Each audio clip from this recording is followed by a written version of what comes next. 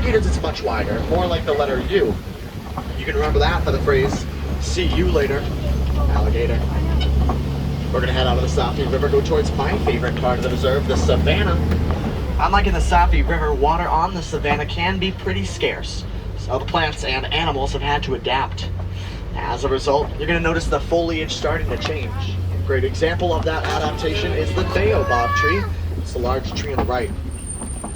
Baobab trees are leafless for 9 months out of the year to help conserve water, store all their water inside that large trunk. Elephants will use their tusks to pierce this out of the trunk and water will come out. Other animals will chew on the bark for their water needs, and that's where it gets the nickname, the Tree of Life. It's all connecting now, right? Hold on tight, friends.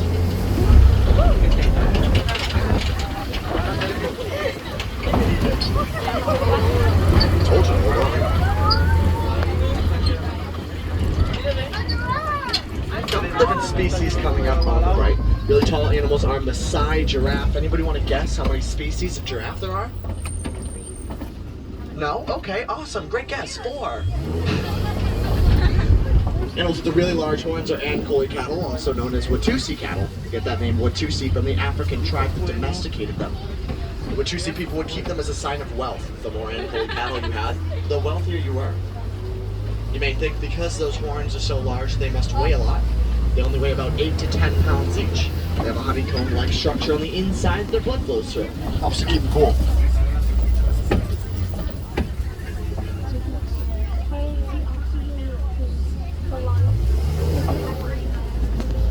Coming up on the left, bedded down along that back tree line, the reddish-brown animals are sable antelope.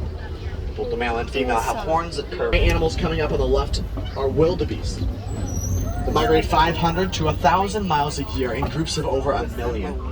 That migration is so large it can be seen from the International Space Station. A lot of other animals will join them on this great migration, and they're all looking for one thing: water. The wildebeest can smell it. That's how they're so successful at finding it. Be on the lookout for zebras, because zebras will befriend wildebeest. They'll hang out with them all day, eat with them, drink with them, play with them. Really just kind of becoming best buds. Sounds cute, right? Things change when a predator comes along. That zebra will kick the wildebeest in the head to stun it. That way they get to get away, and wildebeest is the one that gets the short end of the stick on that friendship. The moral of the story? Zebras don't make great friends.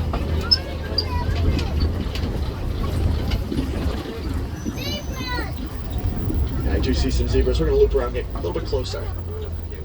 Giraffe have a pretty interesting start to life. Their mother actually gives birth while standing up. So the first thing that happens to that baby gets dropped about 6 feet. Might sound a little scary, but that drop is extremely important. Helps to jumpstart the baby's breathing. Maybe a bit of a giraffic chant here. The baby giraffe are expected to be standing within the first 15 minutes after being born, and walking and running within the first few hours. They have the same amount of vertebrae in their neck as humans, so you could say that we're neck and neck. You guys didn't like that one? I really stuck my neck out for that. So just like the okapi we saw a little bit earlier, they have a long prehensile tongue that they use to grab leaves off of trees. The first half of their tongue is blue. Scientists think that the reasoning for that is to help it from getting sunburned.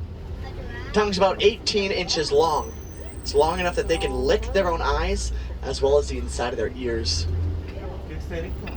I saw that face back there. Don't judge them. Clean out their ears somehow.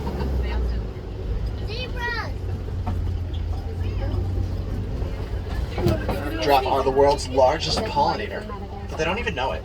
They go tree to tree, grabbing a mouthful of foliage off each one, and with every mouthful of food also comes with a face full of pollen. They can go to that next plant, grabbing some more food, dispersing some of that pollen, therefore pollinating the plant.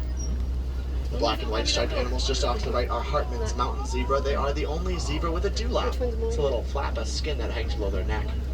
Each zebra's stripe pattern is unique to that individual, just like your fingerprints. Go in the middle. Okay.